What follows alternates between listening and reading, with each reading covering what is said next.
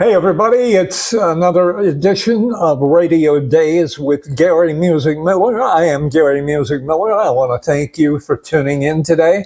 Want to welcome you to the show. I always like to, I never assume that you've been here before, so I want to thank you new viewers who are here. You new subscribers, we have a couple of new subscribers since the last time we were here, and we appreciate you subscribing. That means a lot to us, and it means a lot to YouTube as well.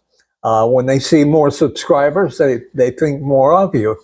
And it also helps us if you share, because I think one of the uphill climbs we've had since we started this thing 3 years ago was getting to the audience that we wanted to get to.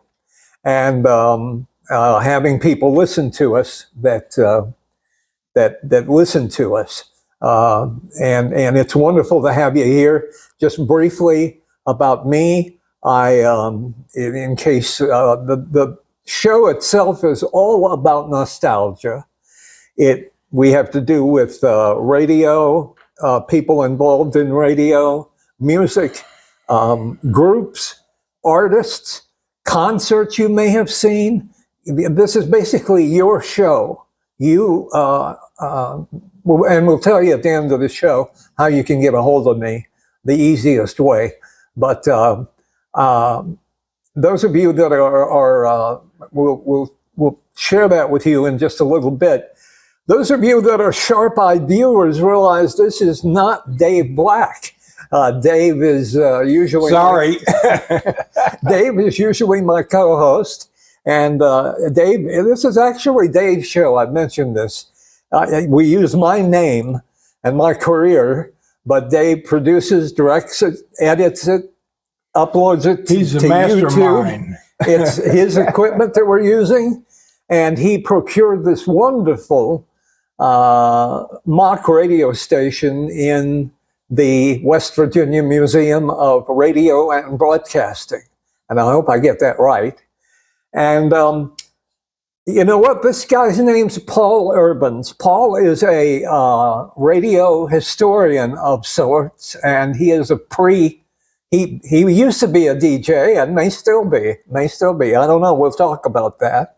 But I'm going to turn the mic over, my presentation over to Paul. Paul has some things he wanted to say at the beginning, at the outset. I probably stolen most of them.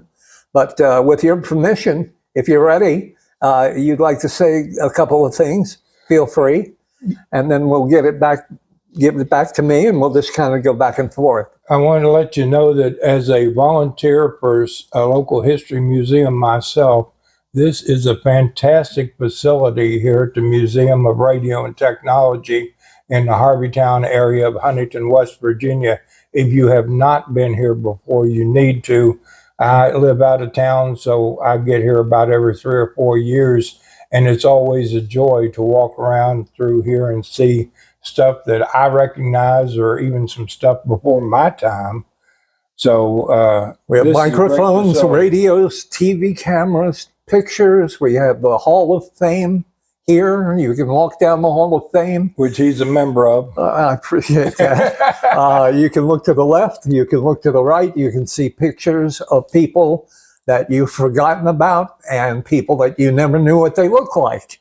And because they were on the radio, or TV people. I was, when I got inducted in 2015, I was starstruck because I got to see a lot of people that I had never, I'd never met, but I remembered them from the tube. What else would you like to say before I steal anything? No, what I was going to say is let me give a brief introduction to my life, which is not over yet. Well, that's what I'd like, yeah, very much so. I'd like to know, you were at Key prior to me. Yeah. And I started in 1978 and was there for 31 years. So to find somebody before me that was at Key, that's still around. Hey, look at my hair. I'm a little bit older than you are, Gary. Well, Let's face it. I have a little bit of hair covering 2 brain surgeries right Well, here, I and I'm understand very that. lucky. I'm very lucky. But yeah, please tell me about yourself. Everybody's got it. Getting into radio, if you don't mind, and how you were involved with radio. Well, I have to blame my mother on radio and my interest in it. I got into it pretty much through osmosis. I was born in Virginia. My family moved to Huntington when I was 1 year old. Now, that's not significant, except that we lived on the second floor apartment in a house, and the people in the downstairs apartment did not like hearing the typical sounds that a 1 or 2 or 3 year old baby would make, but they didn't mind hearing the radio in the background. So Mom kept the radio on all day long, and that's why I say I picked this up through osmosis. And even to this day, I really hate silence. I like to have a TV or some music or something like that going on in the background. Yeah. And once I got into middle school, I got a part-time job working for the Greater Huntington Theater Corporation, which you may remember. We had 3 main theaters downtown: the Keith Albee, the Palace, and the Orpheum. And the Orpheum, yep. Which was later the cinema. And they changed the Palace to the Camelot, if I remember correctly. It's I believe so, yeah. Dance studio. But anyway, I worked for the... And I remember when Keith Albee just showed 1 movie. Yeah, and I would take your ticket when you came in the door, probably. Yeah, probably so. So anyway, that was my part-time job during middle school and the first part of high school, which was a great job for a high school kid, because back in the 60s, when you went on a date, where did you go? To the movies. That's right. That's where all the girls wanted to go. But because of school and playing in the high school band and my work at the theaters and stuff, there wasn't a lot of that going on. But anyway, there was a friend of mine by the name of Stan Martin, and his father was Johnny Martin. Martin's restaurant was in the old WHTN building on the opposite side of the building of where Key Radio was. And Stan was the son of Johnny, and we were in elementary school together and high school together. I think he may have gone to a different junior high school, but because I don't recall him being there. But anyway, Stan was in high school, and he was 1 year ahead of me because I repeated the 3rd grade due to popular demand. So Stan came to me one day. He knew my interest in radio. I was in radio and television repair at the Huntington East Vocational School. And he said, "Paul, I'm going away to college next year, and I've got a part-time job at Key Radio. Now, if you can get an FCC license, I'll recommend you to take my place. It would be a good way to learn the radio business," because back in those days, unless you went to college, that's basically how you got into the biz. So I went down to Allied Radio on 7th Avenue and bought an instruction manual for the 3rd class radio operator's license. And this may look familiar to Gary. I'm not too sure what you studied. Yeah. Well, I had no problem with the 9th element, which was the mathematics, and that's the one that usually gave everybody a problem. Right? The first part of it was rules and regulations that you just had to memorize, but the back part of it was explain to former people who may not be radio as much as we are, that when I began in 1971, I had to have an FCC license. Now you can just walk into a station, sit down, turn on the mic, do your thing. You don't have to have a license anymore. But back when Paul and I started, of course, when Paul started before I did, you had to have that license. And it was primarily to operate the transmitter. It wasn't to speak on the radio or anything like that. But for example, on my job at Key Radio, I had to be the first one in the door in the morning and turn on the transmitters, both AM and FM. And then you had to take meter readings every half hour to verify that things were correct. And that's where the math came in. But since I was in radio and television repair at East High School, I was doing this kind of math problems all the time. So I didn't have a problem with element 9. So anyway, The catch You got your was, license. Stan was leaving to go to college. Hmm.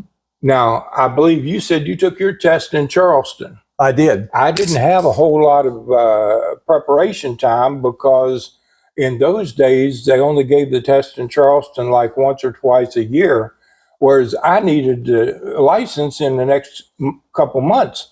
So I put in an application. You had to go through Detroit in those days, and they scheduled me a test in Cincinnati. Since I'd been working part-time at the theaters, I had my own money. I just got on the Greyhound bus, rode up there one day, took the test at the federal building, and within a couple of weeks, I got my license back in the mail, and it looked like this. And boy, was I pleased. And to show you how close I cut things, Gary. A little closer. There, and that's what we all had to have. And That's I've what got we all all had to have. mine. But to That's show great. you how That's great. close it is, it was issued in August of 1969. Uh-huh. Stan was going to college in September. If you look on the back, That was close. our engineer at the time, Paul Workman, identified my start of service in August of 1969. If I had failed this Wow. test or could not have gotten into the Cincinnati testing the week that I did, Yeah. I may have never gotten into radio. That just shows how fickle it is, just like if you hadn't talked to Dick Husted on the telephone, Well, you might not have got into radio. Mine was magical. It was beyond my comprehension, and it was out of my hands. I tell it briefly. I've said it before. You know the story. I had a high school teacher who came to me at Vincent High School. I was in journalism class, and he said, "How would you like to be on the radio?" And I said, "I've never really thought about it." I went up to Marshall, met with a guy named Tony Rutherford, A school and chum of mine. another guy named Dave Romans or Larry Romans. And instead of the booklet, they basically hands-on taught me what I needed to know to pass the third class license. I drove up. They said to get on the radio. The reason they were hiring high school students is that all the college kids were going home for the summer, and they wanted to keep WMUL on the air during the summer. So they talked to me and taught me everything I knew. I went up, took the test in Charleston, passed it, came home with a license, have a license posted on WMUL, and a couple of people don't really realize that I was on MUL in 1971 early, and then as you said, it was June or July of 1971. Dick Husted and I are talking on the phone. He has a talk show, and he asked me out of nowhere, "What would you like to do with your life?" And if I had answered anything else, this was, again, it was planned somehow by a higher power. It had to have been. I said, "I wouldn't mind doing what you're doing, Mr. Husted." He said, "Come down and meet me." And I went down and met with him for lunch. And he said, "You're starting to work for me on Monday." And if I had not had that license from WMUL, I wouldn't have been able to work for WWHY, get my first commercial job. So you saved yours. And this is the one, I've saved all my licenses. That's great. I was going to say, and this is the one that hung in the key control room there on 4th Avenue. Now, to show you how things that was the one you had hanging there. Yeah.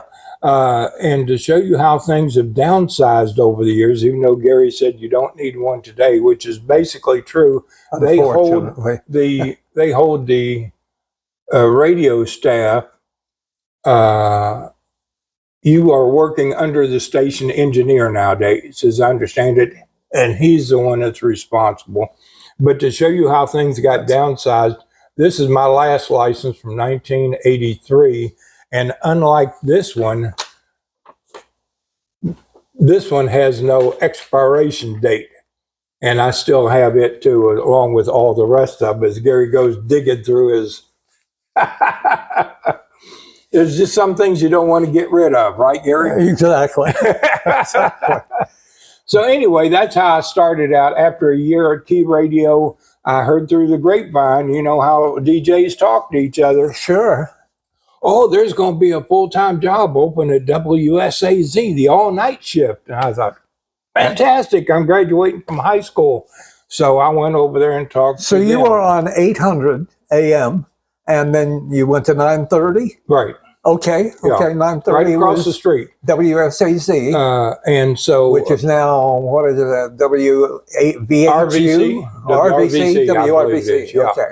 But yeah, and so I worked the all-night shift for 1 year until the capital cities who owned it, they sold at that time. Regulations have changed. Now one company can own a whole bunch of TV and radio stations all across the country. In those days, you were limited to a certain number of TV stations and a certain number of radio stations.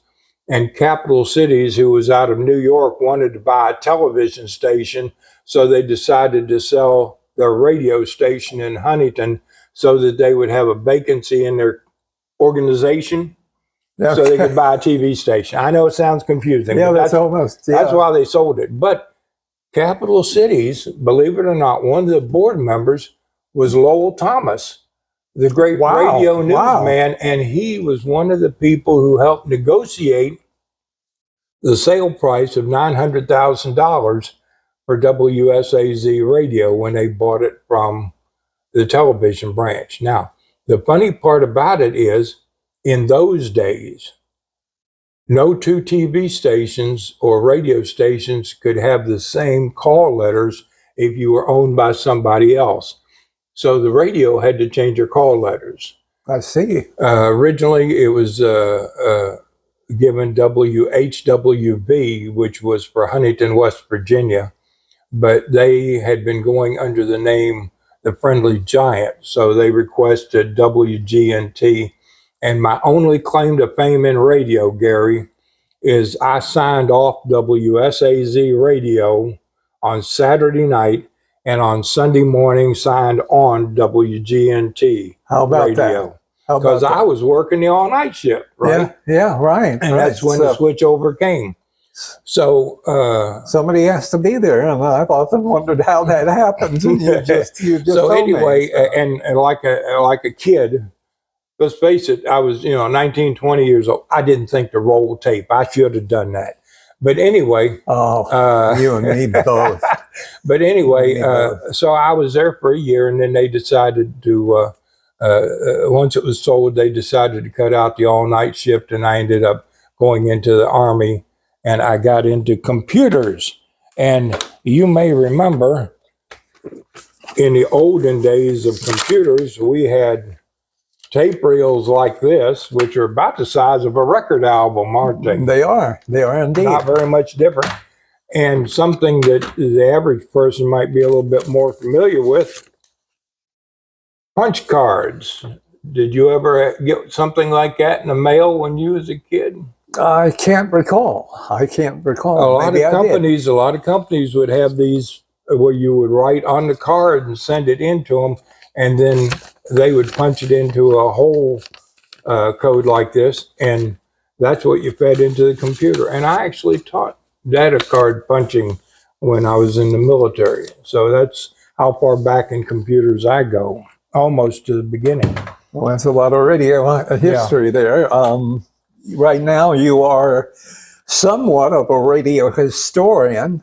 I'm gonna prove that to you before we leave here. Okay, and as I say, the reason we wanted Paul on today, Paul and I met actually through the West Virginia Broadcast History page of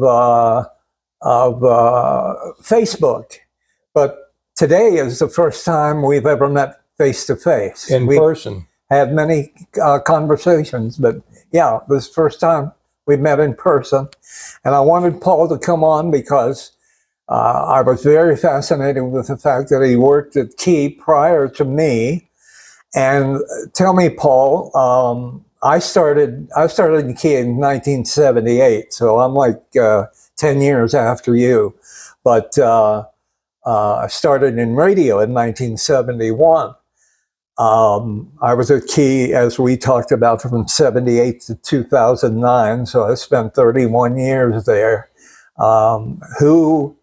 What name, if I can ask you, what names come to your mind that you worked with or that you worked around that were big in the late 60s and even early 70s? Can I ask you that? Well, yeah, I remember a lot of names, even in stations that I did not work for. Well, that's fine. Name me some of those people. I've even brought along a few record surveys that may jingle a few memories for you. That would be great to see. And let me explain, these things are normally posted on the West Virginia Broadcasting History page. Right here, I've got a couple from WTCR, which you will probably know some of those names of those individuals on there. Chuck Bergman, Mike Todd. Mike Todd is now Mike Kirtner, if I'm not mistaken. Mike Kirtner told me he was Mike Todd, and Kirtner now is the head of Kindred Communications. So I see Mike Kirtner, if you're out there, I see you as Mike Todd here. I'm sure that's who that is. The light, I wish the light were better in here. Ron Maston, it looks like. T. Douglas Collier. Now, here we go. The Thompson Country. And where was this? WTCR. We have Steve Duncan. We have Ron Maston. We have Ron Lowe, and we have Mike Kilgore. Everybody knows the name Mike Kilgore, I believe. And the third guy down here is Greg Elliott. And there's a picture of Greg Elliott. And Greg Elliott is one of my mentors. When I left WWHY I started there in 71. When I left there in 1974, I went to work for Charlie Dunlap at WCMI, and Greg Elliott was the morning guy, and I did morning news with him. And plus we did funny bits. We did some very, very funny bits. We did a complete fake Labor Day parade. I think it was on the air. Speaking of WCMI, and I've got a survey from there. 1968. Now, that station had an interesting history before your time, believe it or not. It came on the air in 1935 in Ashland, but they moved to Huntington in 1940. And the reason was because, as a matter of fact, they moved into the building that you will know as the old Channel 13 building on 4th Avenue. It was called Radio Center. And before the Memorial Fieldhouse was built, everybody went down to the WCMI building for boxing matches, big band concerts. Marshall University played their basketball games there, believe it or not. It was called, right, at one time, it was also called Vanity Fair, but most people knew it as Radio Central. And the reason Channel 13 got it, they were a competing radio station, WHTN, and both of them in 1954, I think it was, or somewhere about there, put in for the television license to Channel 13. Okay. WCMI missed out on that, so they moved back to Ashland, and WHTN moved into the building because they needed more room for television. Now, the reason WCMI moved to Huntington in the first place is because of the 37 flood, which was before my time and your time too. Right. But Huntington had a flood wall and Ashland didn't. So WCMI kept their transmitter in Kentucky the whole time, but their studios were there on 4th Avenue in Huntington. No, I did not know any of this. Part of what I did not know is because I was hired at WWHY, which was in the Hotel Frederick, 1971 to 74. The penthouse. The penthouse. I did Penthouse Serenade, where I played beautiful music and wasn't able to talk. And finally decided I wanted to get out of that. And plus, I went country. And I wasn't a huge country fan, so I went to work at WCMI in Ashland. But when I went to work at CMI, studios and everything were back in Ashland, and we were I was hired in the Galloway building in 1974. So I had no idea they were ever in Huntington. So I'm learning so much from this gentleman. This is a WKEE survey he's showing me. I'll hold it while he puts my glasses on so I can tell the date. This is a crew that I knew. 1968. Right. And this is interesting. I'm 13 years old in 1968.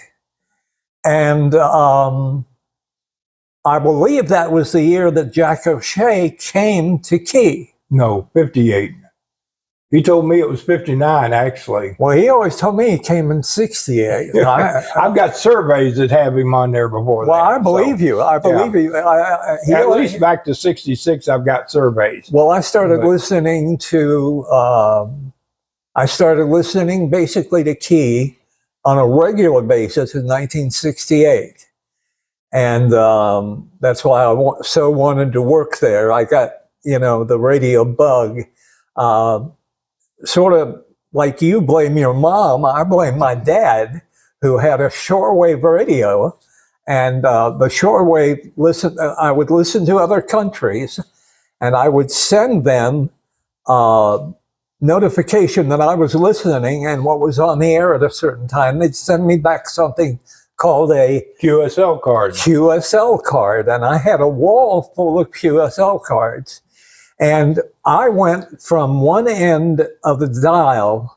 I would start on the left end of the dial, and I would spend my evenings. I would go all the way across. When I hit a radio station, I'd stop and listen until they identified themselves. So it was around, like I said, it was around 1968 when Jack said he came. You're saying 58. That doesn't make any difference. Unfortunately, we all lie about our age, don't we? He's no longer with us. I miss him very, very much. But I went to a dance that he DJ'd in 1970, and it was the night of the Marshall plane crash. And he announced it, and the dance pretty much came to a stop. And we all went home, and we didn't know what was going on. And little did I know, the reason I mentioned 68 is in 1978, I started working for Key, and Rick Robinson, I believe, was the morning show guy. Robinson in the morning. Jack did the midday shift. I believe a fellow named Doug Yannick, and then shortly thereafter was Scott Brady. And and I'm probably missing some names. 6 to 10 was me, yours truly. I did 6 to 10 p.m. Key called me at WAMX and offered me the job. And if I hadn't taken that job, who knows what would have happened? 31 years. I probably wouldn't have lasted that long at WAMX where I was. And so it was like, and then in 2015, Jack drove me here to be inducted into the West Virginia Broadcasting Hall of Fame. And that's the story. Who in school at 13 years old, listening to a guy on the radio, at 15, going to a dance he hosted. 6, 7 years later, I ended up working with him, and he and I became best friends. He and I really became very, very, very good friends. And I miss you, Jack. I miss you We all to do, the world. Jack. And let's in see. 1968, Jack was doing the midday shift, if I remember correctly. Yes, And that's him. And I accused him of being the production manager because I specifically remember his voice was on 90% of the commercials that we ran because they tried to have commercials cut by somebody who was not working the morning shift or the afternoon shift, because that's when most of them were being run. right, And in those days, they didn't like the commercials you was playing to be cut by you or to be recorded by you. exactly. And we used little cart tapes like this. And Jack, being the humble guy he was, said the reason he ended up recording so many commercials is because he could talk faster than anybody else. So he could get 45 seconds worth of dialogue in a 30-second commercial. Yeah. Oh, it was always tough. I'm looking at these names. It said Jim Mack. Unfortunately, I have very little light in here, and my glasses aren't that strong, but it looks like Jim Mack's doing the morning show. Jack is doing the midday show. Jim Schneider, another The classic Flying name, Dutchman. the Flying Dutchman in the afternoon show.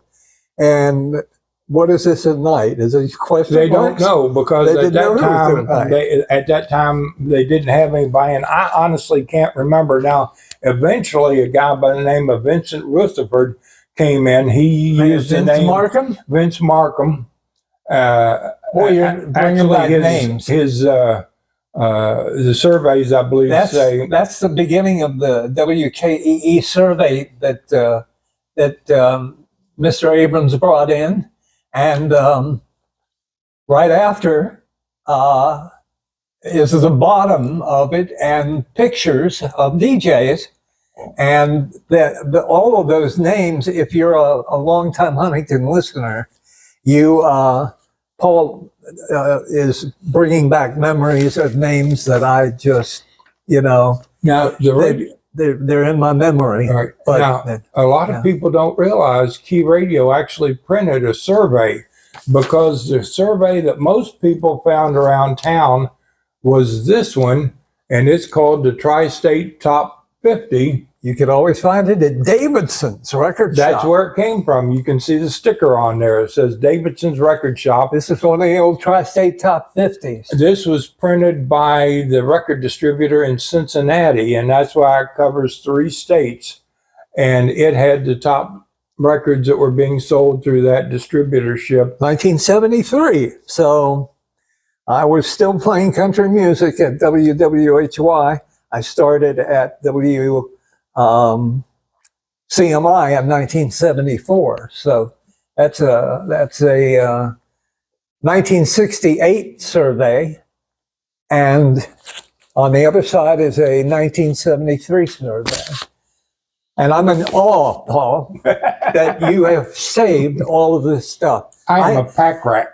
Well, you know what? One of my biggest people ask me, do I have big regrets about anything? And my biggest regret is I do not have an air check. I haven't any proof other than my West Virginia Broadcasting Hall of Fame. You folks keep that in your mind. Now, keep that in your mind. Right. Maybe he's got an air check on me. Right here is an unusual album. As far as I know, it's the only one that was ever done. This is called 24 the Greatest, and it's from WKEE. Now, there's no actual date on here, but I think it came just before you did, because it does have the on the air staff on the inside. Now, let me explain. This is a KTEL album. The same track list was used on albums all across the country. It's a little bit unusual to have a 2-volume set, a 2-disc set. Most of the cheap radio station albums that were used for publicity purposes of oldies were single albums, but this is the WKEE one right here. And inside is the on-the-air staff, and I'm going to let Gary reminisce about some of these people, because even though this was slightly before he came, I'm sure he knows some of them. And the first one is Jim Mack. Okay. So remember, that's an old Martha and the Vandellas song. Sure, Jimmy Mack. When are you coming back? Jimmy Mack. You better hurry I back. better hurry back. Don't worry, I don't think we're going to get a copyright thing on there because neither one of us sound like Martha and the Vandellas or even Sonny and Cher. No, really could actually We're Paul and say, Gary, yeah. okay? But can you read those? Or do Well, you I want can me read to do it those. for Yeah, you? I can Okay. read those. Jim Mack, And you 6 to 10 in the morning. Huntington's request line at the time was 523-1117. Don't want anybody to get calls from that. We started playing a song by Tommy Two-Tone called 867-5309. And we actually got calls from the lady in Chesapeake that actually had that number. And her phone rang off the hook, and we ended up having to change it for her. We ended up paying to have it changed. But Jack O'Shea, 10 to 2, of course. Again, midday, so he could do all that production work. He was still doing midday when I started. When I started in 78, he was the midday guy. And he and I became very good friends. I looked up to him as a mentor and as an idol because, as I said, he hosted a dance I did when I was a teenager. He was on the radio, so he was one of my idols. And when people started coming to me saying, "Oh, you're Gary Music Miller, you're my," I'm like, no. Jack and Jim Mack and Louie Mueller and the Flying Dutchman and these guys, those were the idol. I'm nobody's idol. But I've gotten into that. Not in your own mind, you're not an idol. Certainly not. No. Certainly not. Vince Martin, 2 to 6, and I thought it was Markham. Well, see, that's just it. I've got surveys where his name was Markham, Marcum, but Vince, as I understand it, and I'd already gone to WSAZ by then, I understand he pronounced Markham, so it sounded like Markin, Markin, so they changed the spelling on the surveys. And on this one, it says Vince Martin, but I think that's probably a misprint on the record companies. I just went down the list and I almost fainted. You almost lost me, Paul. But that's him. That's Vince Martin, Vince Markham, Ashland request line. 6 to 12 midnight. This guy I listened to religiously. And when I got the night shift at Key, I got the 6 to 10 shift. And I was very much influenced by this guy and very much influenced by the guys I would hear out of Chicago radio. You can tell I'm a little cold in here, but the next name on the list is Steve Hayes. I've already talked to Steve. Steve is going to be in this chair. Pardon me. Steve is going to be a guest on our show in the not too distant future. And but Steve was a legend. And he's in the West Virginia Broadcasting Hall of Fame, I believe. I don't think he is, and I believe that he Broadcasting Hall of Fame. You need to wake up. Yeah, Steve. if he's not in there. Steve did the night shift, and then I came on and did it for a while. I did it for several years. I actually did 6 to 10 a night. I was a night guy. I was a cooker. I mean, I just, all that energy I don't have much of anymore. And then following Steve Hayes is Barry Chase, Mike Chapman. Barry Chase and I went to Marshall together. Barry was in a couple of classes that I was in when I went to Marshall. And people called him Mike Chapman was his name. And that's the Barry Chase. And so there's your record album. Look for it on eBay and any other used record store. And he's absolutely right. I had one of those. It was from the radio station that really, really affected me. And that was WLS in Chicago. And I had a collection like that of 18 hits, I believe, from WLS. Probably a single album, right? It was a single album. That's what most of them are, and that's why I'm very pleased to have that double album. That's great, and I found that, I believe, at Davidson's, I'm sure, probably. So. WWHY Radio Recipe Exchange, a tri-state cookbook. How about that for radio history? This is from their country days, but it may have been just before you came. I believe this is somewhere around 73 to 75.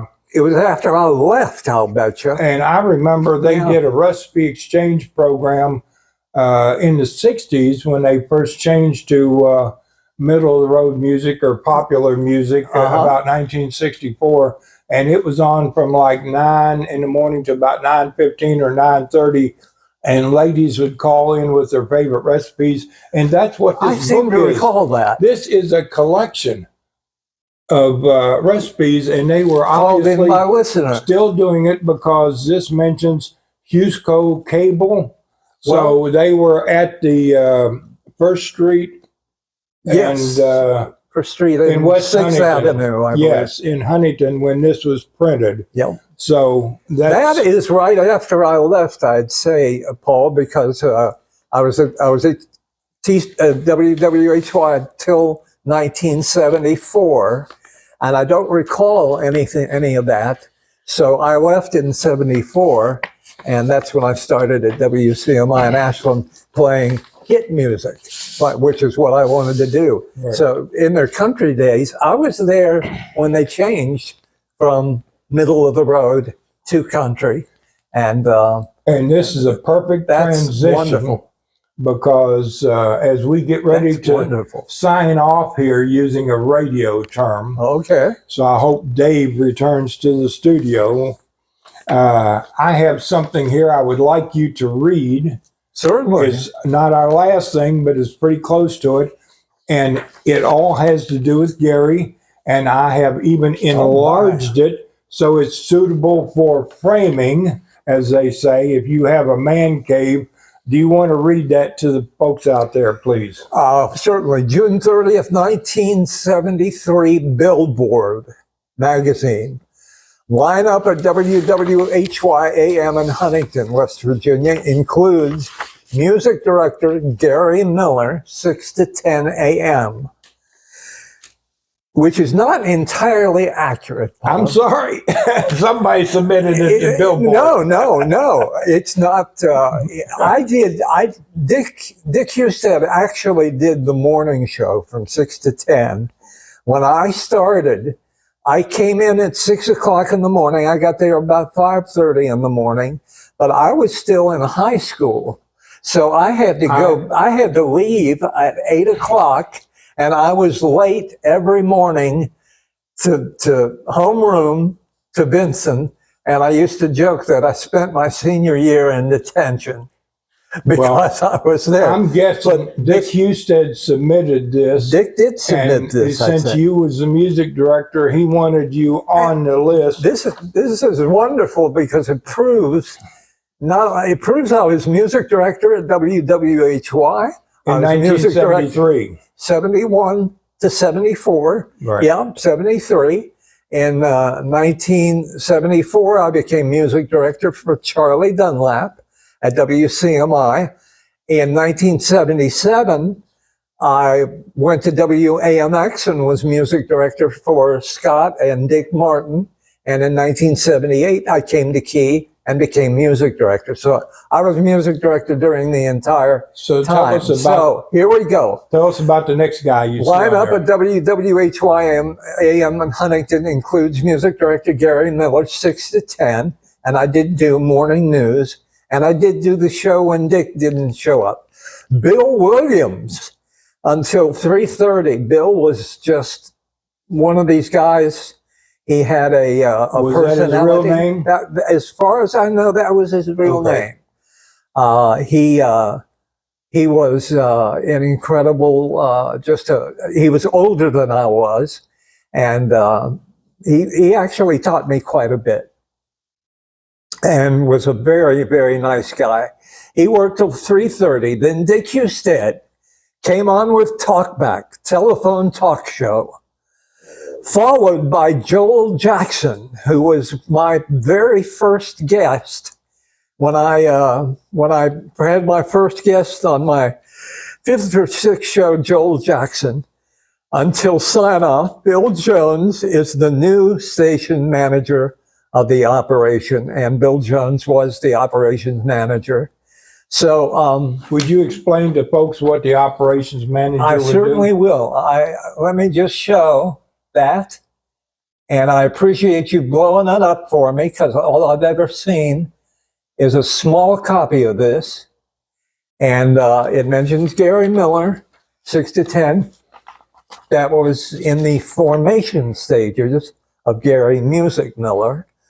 I hadn't quite become Gary Music Miller, the top 40 DJ yet, but I was Gary Miller, and I was still going to high school. And if this is 1973, I graduated in 1972, so this is my first year at Marshall. And I know, in at least to my recollection, in 73, I never worked the entire 6 to 10 shift. I worked as the news guy for Dick Husted. But Dick Husted telephone talk show. Since he's on there later in the day, I think he was trying to give you credit He was for that time period. as opposed to the And news you were guy. the music director also. I was That's the what music he's calling director. attention to, because I if was. anybody wanted to send records or contact somebody at the station concerning music, Yep. you would have been the one that they would have wanted to talk to. I And was the guy. Billboard, for the folks who don't know, this is a professional broadcast and record magazine that professionals read all over the country, so they would understand this entry in the Billboard. Now, you was talking about a transition period. I started out as a professional DJ. In those days, we weren't called radio personalities. That DJ is something totally different today. And then I became basically a radio fan, and eventually I studied the subject enough that I consider myself now a radio historian.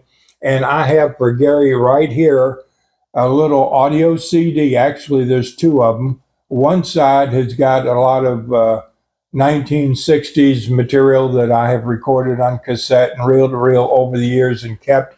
And the other side has two cuts on it. These are from Key FM, May 2nd, 1995. And the first track is Jim Davis, who I just spoke to yesterday. And you told me his real name is Jim Gregory. Jim Gregory. Yep. And Gary is planning on having him on a show sooner or later. Well, I spoke to Jim. Jim left Key, as many of us did, not necessarily under our own party, under our own power, but he went to Charleston, and now iHeartRadio, who owns Key, called him, and he is back at iHeartRadio. And I would love to have him on the broadcast one of these days. And who's the second guy? The second guy on there is some guy I've never heard of before. It must be some fly-by-night by the name of Gary Miller. Is there So actually? right there is a 20-minute. Can I actually hear myself? That is a 20-minute air check. It's unscoped, meaning the songs are complete. Wow. So that's why I claim radio historian. Okay. Unicorn. That is my one regret. I did not save any air checks. And so not only do you have a copy for you, but I have made one for Jim Davis or Jim Gregory, whoever he is. So you can either give it to him when he does your show here, or you can drop it off to him at the station. Oh, tell him you've got it. I'll tell him you've got it. If he's as far as I'm concerned, that's our trip down memory lane tonight, and I appreciate Dave Black for allowing me to sit next to this illustrious guy for this time period. It's been a joy, and I appreciate you inviting me to come. Paul, thank you. Though I don't live in the area anymore, and though I left before you got into the biz, I've always been interested in Huntington radio. I think it was cutting edge for the time. You could not find any better radio personalities or stations anywhere else in the country. And I was blessed to have worked for 2 years with some of the best in the area. You worked as you with would some of see. the greats And the person that people that really influenced me. we talked about Jack O'Shea, but the person probably that I knew better was Jim Snyder. Mm-hmm. And the reason is because I worked Sunday mornings at Key Radio, meaning, well, I don't want this to sound improper, but some people call it the God Squad shift, because we had various preachers come in. It was a great learning opportunity because some of them brought singers and musicians. You had to set up microphones for them, and you had to mix all this while they were doing their radio broadcast. And then at noon on Sunday, Jim Snyder would come in. And my favorite story about Jim was he would come in and play the hits. Oh, yeah. Hit radio. Noon, it was always hit radio. Yeah, at noon, Jim came in because in order to work a 6-day schedule, the full-timers had to work one weekend day. Yeah. And Jim worked Sunday afternoons. So I saw him almost every week, unless, of course, he was sick. And then I'd see Jack or somebody else come in his place. But I had to leave Key Radio at noon in order to walk down 4th Avenue to start my shift at the Keith Albee Theater, because I took tickets and was the doorman there on Sunday afternoons. So anyway, remember, I was still in high school. Yeah. So, at that time. Who was it? The funny part about Jim, and this is my favorite story about him. Yep. I was sitting there one day, and he'd always show up at the last minute, and I'd have his first record on. Oh, yeah. He didn't show up. So I started the first record. Next thing I know, it's time for the second record and so forth. Finally, it's about 15 after, and here's Jim running into the control room. Yep. No, he was running and sweating like a hog, to be polite. Yeah. And he said, "You'll never believe what happened." He said, "I left home this morning and did not have any change in my pocket to pay the toll to come across the bridge into Huntington. And it took him about 15 minutes to explain to the guy that he needed to get to work and that he would pay him the toll another day." And it reminded me of Wimpy and those old Popeye cartoons. "I'll gladly pay you Tuesday for a hamburger today," right? Exactly, yeah. But that's my favorite Jim Snyder story. That's a great Jim Snyder story, and it's great to be talking about Jim, Jimmy Mack, all these old guys that I grew up listening to. You were going to ask me a question, and I'll try to answer it in just a minute. Well, I started listening to Key probably around the age of 7 or 8 in 1962 or 1963. 1966, 66 was a heck of a year. It was a year of Star Trek, The Monkees, and Batman. And it was funny. I didn't have we didn't have a color TV set. So we didn't either for many years. Well, I would go in, my neighbor had a color TV set, and you could see it through the window. And I would go in, put my knees on the couch, look up over the couch, watch Batman in color, and listen to it on my TV. So, and what you're saying about was it Jim Snyder? Jim Snyder, right? Very similar to Jack O'Shea.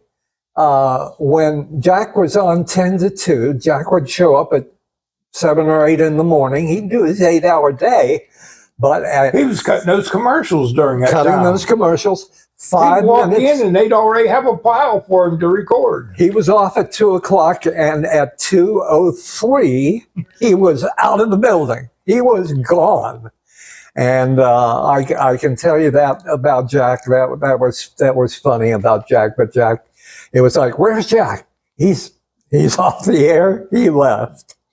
So to show the difference in our I ages, will be anxious to hear myself. to show the difference in our ages, I asked Gary to come up with one answer, and I gave him some time to think about it. Now, Yeah, when one I was question. young, Yes. the first song I recall hearing on the radio was about 1959, and in those days, it did not matter what station you listened to because all of them played basically a variety of music. They'd play top 40 for certain hours. They'd play adult music for certain hours and stuff. It was called block programming. Absolutely. But the song that no matter where my family turned the radio that I always heard, and I remember it very clearly, was Since I Don't Have You by the Skyliners. Skyliners. Wow. Now, what is the first song you recall that you can place hearing on the radio, Gary? Well, I must tell a story real quickly. My parents... Please make it quick because Dave's Dave's like, yeah. Well, Dave understands this runs an hour sometimes. But I couldn't talk at the age of 1 or 2. And my dad would turn on KDKA in Pittsburgh. And he would say, "What station is that, Gary?" And I'd say, "KDKA Pittsburgh," PISS. And the adults listening would think it was the funniest thing they ever heard of. My mom... A radio announcer in the beginning. Right in the beginning, a beginning announcer. My mom...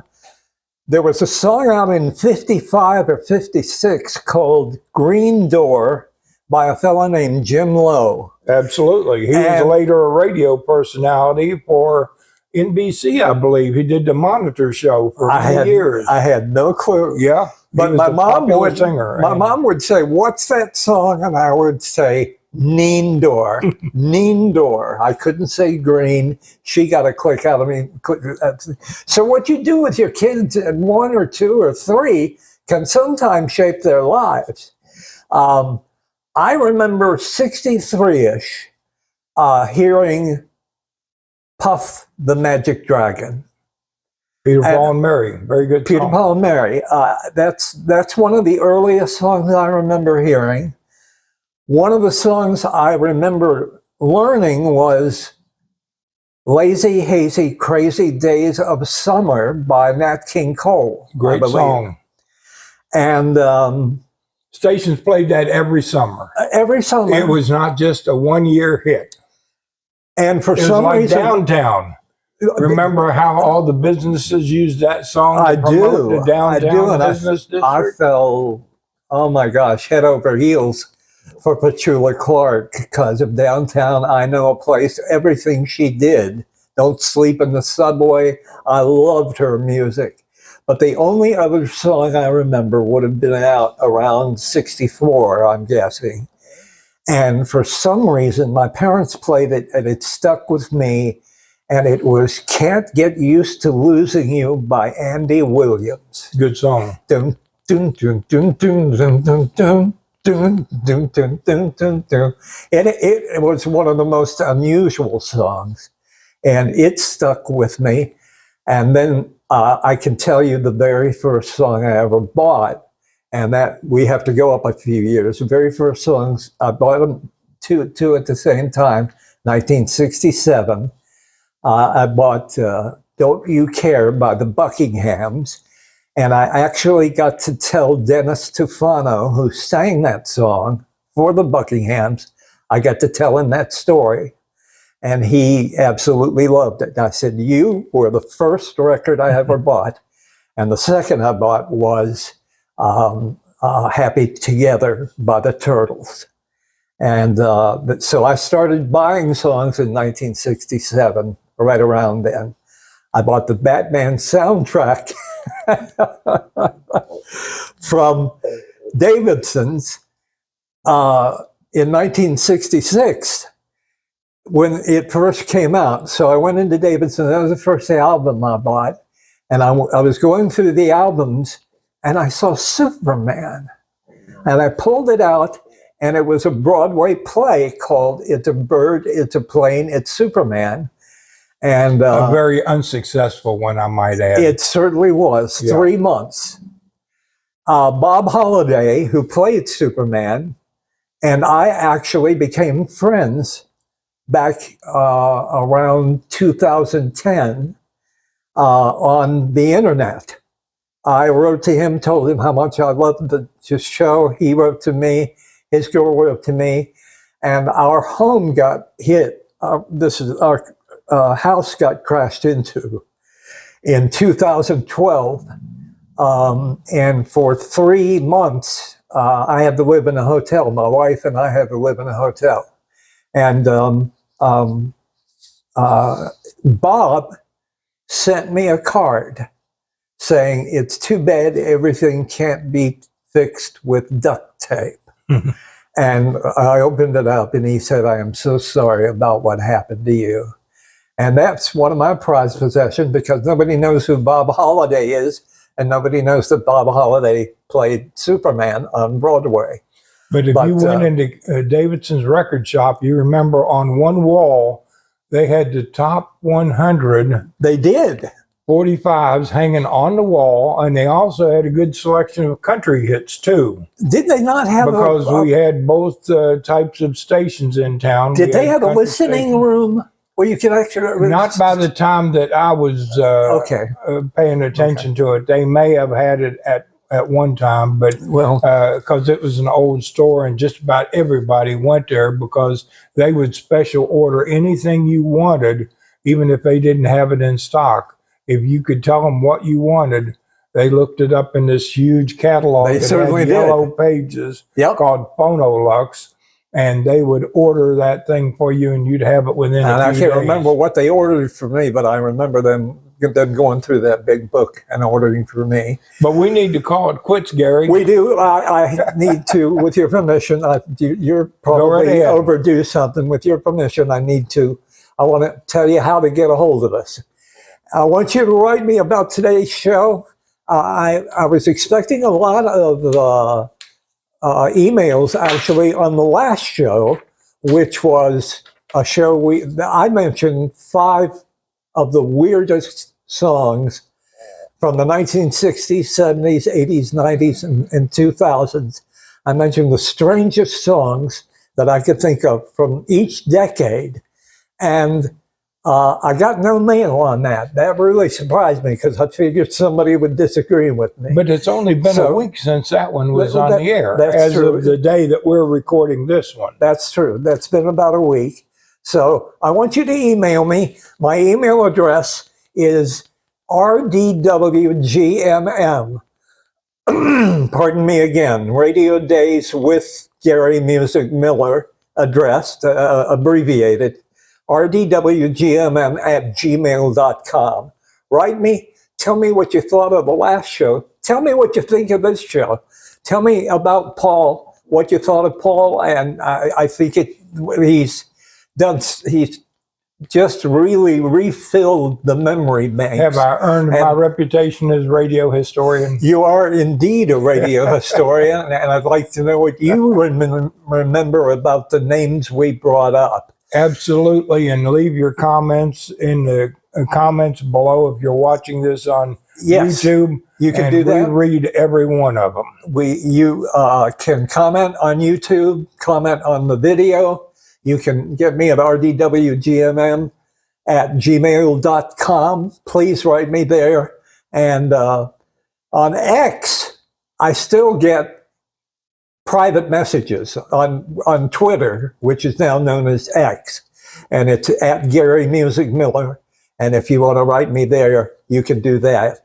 I want to thank you so much.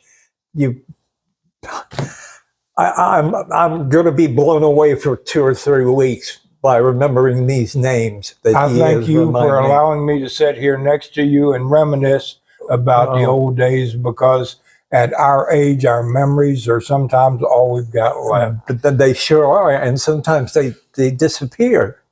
You have a couple of brain surgeries, and I have holes in my memory now. And like I said, you reinstated some of those names that I'd forgotten. And I want to thank you for viewing. We want to request that you subscribe if this is your first time viewing. You might be here to see Paul. Please subscribe. We appreciate our new subscribers. we appreciate your shares. If you share with everybody that follows you, then we'll get the word out. And this 3-year venture that Dave and I have put together, Dave actually came up with the idea, and I owe everything to Dave. And Dave is standing right there. Dave's wanting paid up He's right wanting now. you to hurry up. and whatever the heck I was talking about. Viewers, thank you for viewers. Thank you for our new subscribers, and do all the sharing you can do and likes. And with that, I will shut up. It takes a while to shut me up. Anybody that's ever gotten a voicemail from me knows that. Thank you. Bless you. And thank you so much for listening. We'll be back very soon. We have some great topics on tap and some wonderful guests, including the aforementioned Steve Hayes. Will be here eventually. So anybody else, if you have anybody in mind, write me and let me know. It doesn't have to be from Huntington, Ashland, Ironton. They have to be alive, though. But they have to be alive. Yes, yes. I don't want him to get in trouble going out in the cemetery back behind the building. Well, we've made that mistake of mentioning people and thinking, oh my gosh, they're dead. Thank you so much. We appreciate it. We'll see you next show. Thank you for tuning in. Please subscribe. Please like, share. And on behalf of Paul Urbahns, who it's been wonderful to meet him. And you guys, thank you so much. So long. God bless.